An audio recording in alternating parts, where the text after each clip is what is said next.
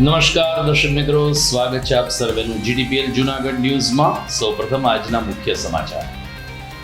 Somnath, Ahmedabad, Surat Vande Bharat train શરૂ થવાના સંજોગો ઉજળા. વડાપ્રધાન મોદી તેમના ગુજરાત પ્રવાસ દરમિયાન 25મી મેના રોજ આપી શકે છે લીલી ઝંડી. 22 એપ્રિલના હિચકારી હુમલાનો જવાબ આપતા ભારતીય સેનાએ 22 મિનિટમાં જ આતંકીઓના 9 કેમ્પનો બોલાયો ખાત્મો.